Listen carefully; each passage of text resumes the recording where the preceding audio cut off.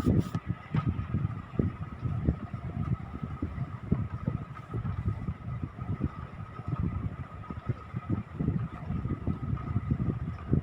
Morning students. आज का हमारा टॉपिक है, सबसे पहले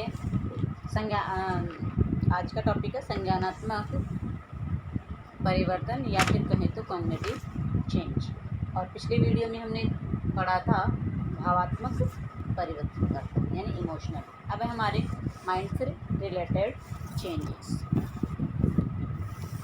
अब देखिए इसके अंतर्गत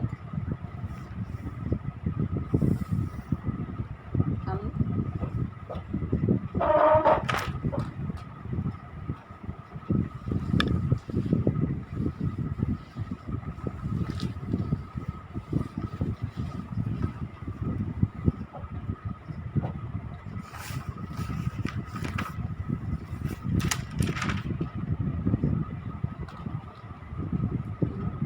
आज का ये जो हमारा 2C चैप्टर है वो लास्ट है। इसके बाद हम नेक्स्ट क्लास में क्वेश्चन आंसर पढ़ेंगे। तो आज का टॉपिक है हमारा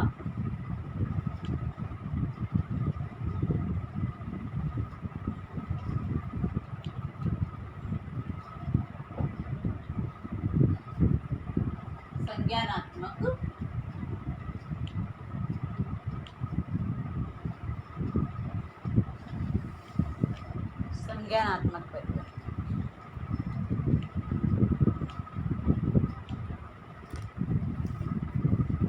अब देखिए संज्ञानात्मक परिवर्तन क्या होता है।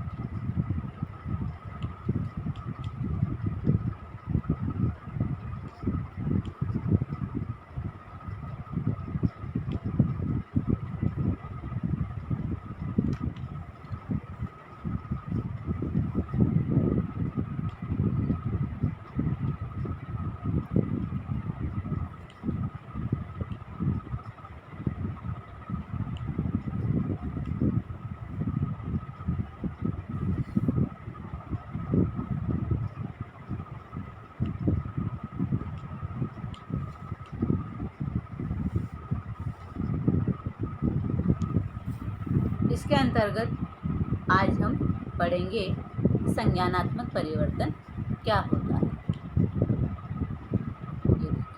यहाँ से स्टार्ट करते हैं। संज्ञानात्मक परिवर्तन क्या होता है, हम एक एक चीज़ को समझने का प्रयास करेंगे। संज्ञानात्मक परिवर्तन मनुष्य की सोचने समझने की क्षमता ही उसे दूसरे जीवों से श्रेष्ठ बनाती है। मनुष्य में यह असाधारण शक्ति जन्मजात ही होती है, हालांकि जन्म के समय यह बहुत ही कम विकसित होती है। आयु बढ़ने के साथ साथ बुद्धि का विकास होता है, जिससे मनुष्य की स्मृति, कल्पना, चिंतन तथा तर्क करने जैसी मानसिक प्रक्रियाओं का विकास होने लगता है। जीवन की लगभग सभी समस्याओं का हल इन्हीं प्रक्रियाओं द्वारा किया जा सकता है। अब देखिए इसमें क्या बताया गया है कि मनुष्य के सोचने समझने की प्रक्रिया, ये है हमारा फर्स्ट पैराग्राफ। कौन सा पैराग्राफ? First paragraph. ठीक है, तो इसमें क्या बताया गया है कि मानव ही एक ऐसा प्राणी है जिसमें सोचने समझने की शक्ति होती है। यानी ईश्वर ने एक अमूल्य, एक बहुत ही उपयोगी चीज़ बनाई है। संसार में बहुत सारे जीव हैं, लेकिन मनुष्य एक ऐसा जीव है जिसमें भगवान ने एक अद्भुत शक्ति इसे दी है। और वो अद्भुत शक्ति हमारी किस रूप में है? बुद्धि के रूप में है। यानी हम अपनी बुद्धि से कई प्रकार के कार्य कर सकते हैं। यानी अब जो यहाँ पे बात की जा रही है संज्ञानात्मक परिवर्तन की, तो वो संज्ञानात्मक परिवर्तन क्या है? ये संज्ञानात्मक परिवर्तन ही है जिसके द्वारा हम आज वर्तमान में इतनी टेक्नोलॉजी का प्रयोग कर रहे हैं। यानी टेक्नोलॉजी के क्षेत्र में हम आज इतने आगे पहुंच गए हैं कि इसके समान आज तक किसी ने कोई बराबरी नहीं की किसी चीज़ में। और एक मनुष्य ही ऐसा बुद्धिमान व्यक्ति है जिसमें कल्पना करने, चिंतन करने, तर्क करने जैसी कई मानसिक क्रियाओं का विकास हुआ है। जीवन की लगभग सभी समस्याओं का हल इन्हीं प्रक्रियाओं द्वारा हम कर सकते हैं। फिर देखिए इसमें संज्ञानात्मक परिवर्तन को हम किस रूप में समझ सकते हैं। ये आपके स्क्रीन में ये डेफिनेशन दी हुई है, ठीक है। इस डेफिनेशन में देखिए कि हम इसको किस प्रकार से समझ सकते हैं।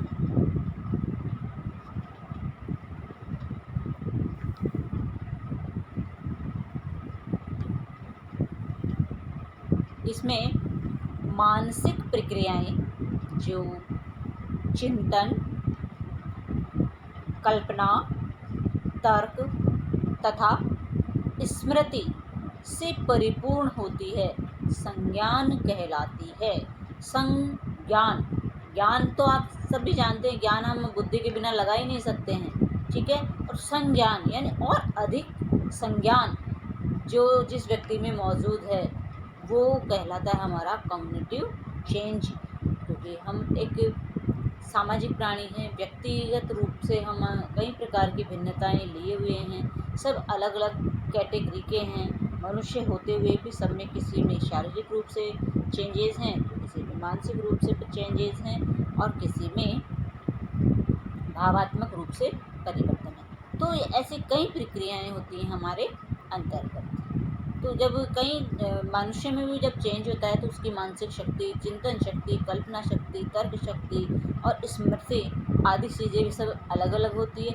अलग अलग होते हुए भी ये क्या कहलाती है, एक संज्ञान कहलाती है। भाई सबकी अपना अपना एक बुद्धि होती है, सबके पास अपनी अपनी, वो स्वयं एक व्यक्तिगत रूप से उसके ऊपर डिपेंड करती है। संज्ञान द्वारा ही बालक अपने आसपास के वातावरण को समझने लगता है।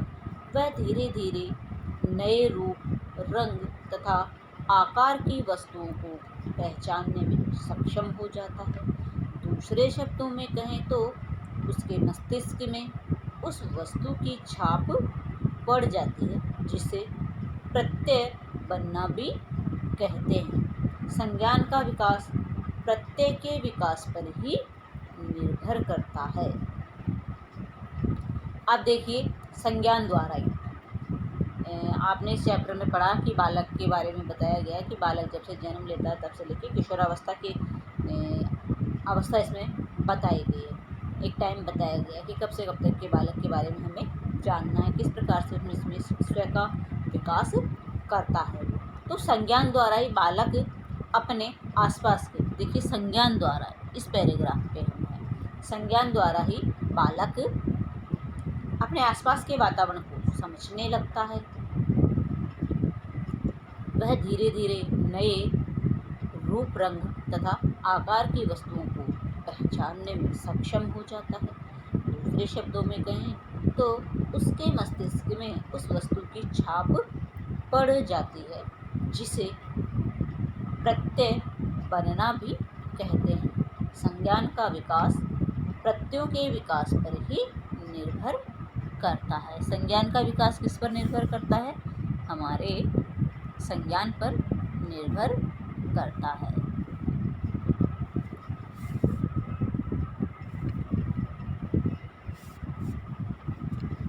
फिर है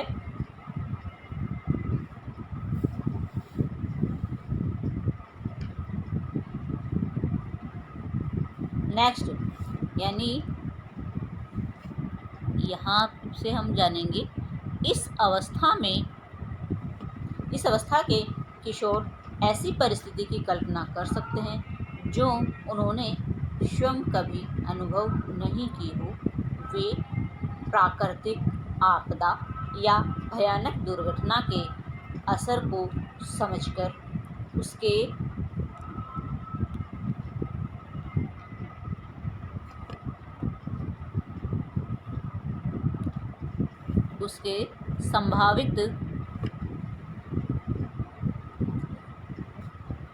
संभावित कारणों व प्रभावों का विश्लेषण कर सकते हैं। किशोर के आकार, प्रक्रिया, अवस्था से औपचारिक संक्रियात्मक अवस्था में पहुँचने के कारण वह अमूर्त व सृजनात्मक चिंतन करने में सक्षम हो जाता है। उसकी कार्यशैली अधिक नियोजित हो जाती है तथा वह तर्क, वितर्क व परिकल्पना का प्रयोग अपने जीवन की विभिन्न परिस्थितियों में करने लगता है।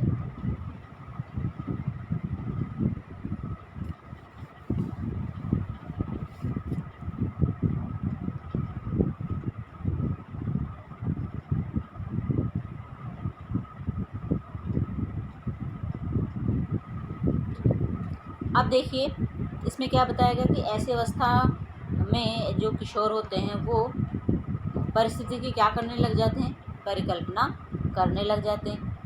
और एक इसमें स्टार्टिंग में भावात्मक बताया गया है, किशोरावस्था में जो परिवर्तन, जो चेंज आते हैं, जो हमारे निर्माण के प्रभावों को प्रभावित करते हैं, उसके अंतर्गत हम इन सब चीज़ों को लेते हैं। तो संज्ञान भी एक चीज़ होती है जिससे हम क्या करते हैं, कल्पना करते हैं। भाई शारीरिक वृद्धि तो हमारी अपने आप हो रही है खान पान के आधार पर, लेकिन जो जिस चीज़ के बारे में हम सोचेंगे, कुछ करने की सोचेंगे, स्व की पहचान करेंगे, वो किसके माध्यम से करेंगे, हमारे दिमाग के माध्यम से, हमारे संज्ञान के माध्यम से करेंगे। क्योंकि शरीर में कोई भी एक्टिविटी जब होती है तो उसका मैसेज सबसे पहले हमें कहाँ चलता है, किसी ने मान लो सेंसिटिव्स जो हमारे होते हैं, सेंस ऑर्गन्स, उसके माध्यम से मैसेज हमारे कहाँ पहुँचता है, दिमाग में पहुँचता है। और दिमाग से हमें पता चलता है कि हमें किसी ने छुआ है, या किसी ने हमें छेड़ा है, या कोई हमें देख रहा है, या कोई हमें सुन रहा है। तो ऐसे कई प्रकार की चीज़ें होती हैं।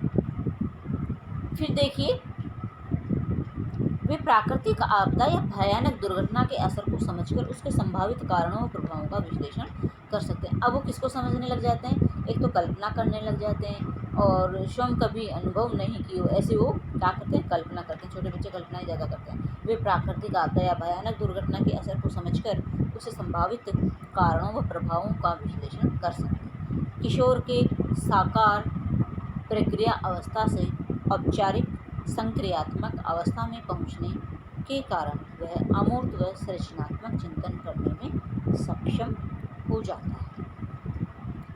उसकी कार्यशैली अधिक नियोजित हो जाती है तथा वह तर्क वितर्क वह परिकल्पना का प्रयोग अपने जीवन की विभिन्न परिस्थितियों में करने लगता है। किशोरावस्था के दौरान होने वाले ज्ञानात्मक परिवर्तन। अब देखिए किशोरावस्था में जो हमारे चेंजेज होते हैं, किसके दौरान, किशोरावस्था के दौरान होने वाले ज्ञानात्मक चेंज कौन कौन से। फर्स्ट, सुव्यवस्थित सोच विचार।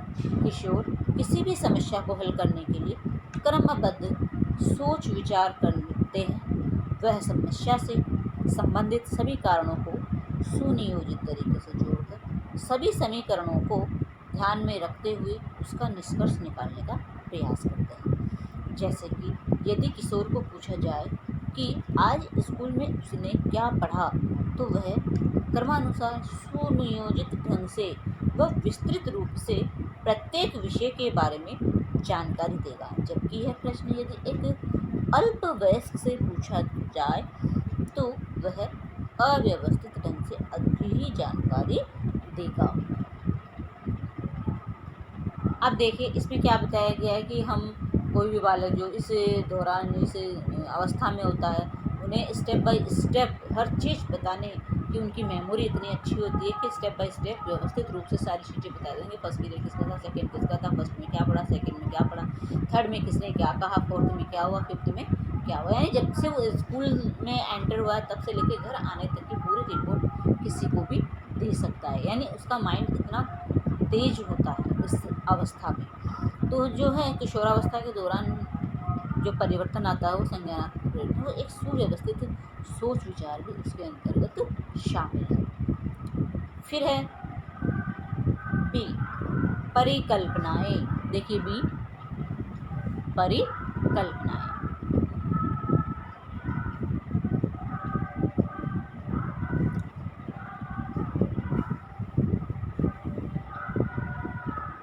परिकल्पनाएं क्या होती हैं? परिकल्पनाएं किशोर यथार्थ को समझने के साथ साथ ऐसी सोच भी विकसित कर लेते हैं जो केवल उनकी परिकल्पना मात्र ही होती है। वह ऐसी स्थितियों के विषय में चिंतन करने लगते हैं जिनका अनुभव उन्होंने स्वयं कभी नहीं किया हो।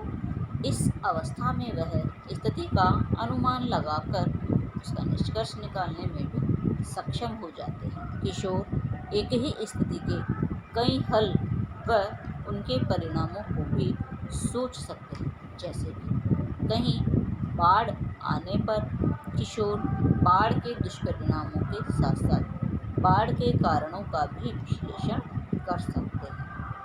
अब देखिए परिकल्पनाएं, हाइपोथेसिस हमारी परिकल्पनाएं हैं जो हमें सोचने के लिए विवश करती है। यानी कोई भी चीज़ का निर्माण करना है तो हम उसके लिए क्या करते हैं, हमारी कल्पनाएं लगाना शुरू कर देते हैं, हमारे विचार उसमें डालना शुरू कर देते हैं कि यह कार्य मुझे किसी समस्या का समाधान हो। एक शॉर्ट में हम यदि परिकल्पनाओं को समझे यानी किसी समस्या का समाधान निकालना ही क्या होती है, हमारी हाइपोथेसिस, हमारी परिकल्पनाएं होती हैं। और बिना परिकल्पना के हम किसी भी समस्या का समाधान नहीं कर सकते हैं। जब तक हम चिंतन नहीं करेंगे, कोई परिस्थिति हमारे सामने हो जाती है और परिस्थिति जब हमारे सामने ऐसी विकट आ जाती है तो सबसे पहले हम उसका समाधान ढूंढने लगते हैं। यानी स्मरण शक्ति पर हम जोर डालते हैं, हमारे दिमाग पर हम जोर डालते हैं कि अब हम इस समस्या से कैसे निपटें। तो वो होता ही हमारी परिकल्पना। नेक्स्ट है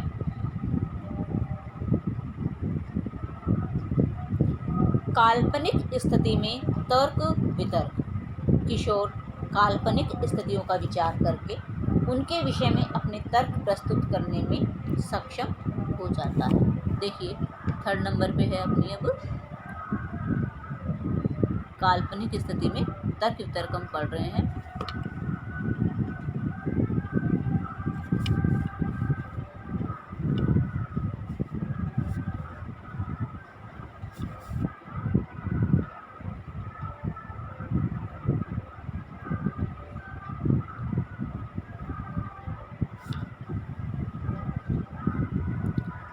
ये थी हमारी काल्पनिक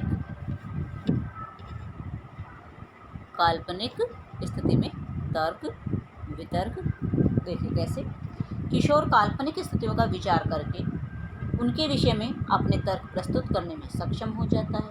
वह अवास्तविक समस्याओं के विषय में सोचकर उनका तर्कपूर्ण उत्तर देने में भी सक्षम हो जाता है, जबकि अल्प आयु बालक कल्पना शक्ति के भाव के कारण ऐसी स्थितियों के बारे में नहीं सोच सकता। उदाहरण के लिए किशोर एक बम विस्फोट दुर्घटना से संबंधित स्थिति व सभी तथ्यों पर विचार प्रकट कर सकता है। वह वास्तविक रूप से वहां उपस्थित न होते हुए भी वहां की सारी जानकारी निपुणता से दे सकता है। देखिए काल्पनिक स्थिति में तर्क वितर्क, मान लो कोई सिचुएशन ऐसी है पर बालक वहाँ पे मौजूद नहीं है, बालक तो वहाँ पे मौजूद नहीं है लेकिन फिर भी वो स्थिति का जायजा घर बैठे लगा सकता है और वो अपने सोच विचार के उसके बारे में विचार प्रकट कर सकता है और उस स्थिति की जानकारी दे सकता है। फिर डी है इसमें, फिर है हमारी काल्पनिक निगमनिक तर्क। अब देखिए इसमें क्या है, हाइपोथेटिकल डिडक्टिव रीजनिंग। किशोर किसी भी समस्या के विभिन्न संभावित हल निकालने की क्षमता रखता है। उसके विचार वास्तविकता से हटकर संभव तथ्यों के बारे में सोचते हैं। वह तर्कपूर्ण ढंग से हर संभव विकल्प का विचार कर निर्णय लेता है। निर्णय लेने से पहले वह सभी अनुमान सोच लेता है, जैसे कि यदि खिड़की का कांच टूटा हुआ पाया गया हो तो साकार प्रक्रिया वाले बालक इसका कारण केवल पत्थर मारकर कांच तोड़ा गया होगा सोच सकते हैं। जबकि औपचारिक संक्रियात्मक अवस्था में किशोर इसके विभिन्न कारण जैसे तेज हवा से भी टूट सकता है, आंधी के आने से भी कांच चटक सकता है, बिजली गिरी हो, तीव्र ध्वनि तेज आवाज़ की वजह से टूटा हुआ, या पत्थर मारकर कांच तोड़ना जैसे संभावित कारण सोच सकते हैं। काल्पनिक निगमनिक तर्क यानी उससे संबंधित वह एक संभावित समस्या का समाधान भी ढूंढ लेते हैं। या तो ऐसे हुआ है या वैसे हुआ है, मतलब कई प्रकार के उसके अंदर तर्क वितर्क चलते रहते हैं, जो हमारे कहलाते हैं निगमनिक तर्क। यानी कहें तो हम सामान्य से विशेष की ओर, ठीक है, सामान्य से विशेष की ओर बालक पहुंचता है। स्टार्टिंग में लगाता है हो सकता है शायद किसी ने कांच को पत्थर से तोड़ा हो, फिर उसके दिमाग में एक और चीज़ आती है, फिर थोड़ा और गहराई में जाता है, फिर सोचता हो सकता है कि किसी ने ये तेज आंधी आई हो, या बिजली गिरी हो, या तेज ध्वनि से ऐसा हुआ हो। तो ऐसे कई प्रकार के संभावित आंसर उसके सामने आते हैं।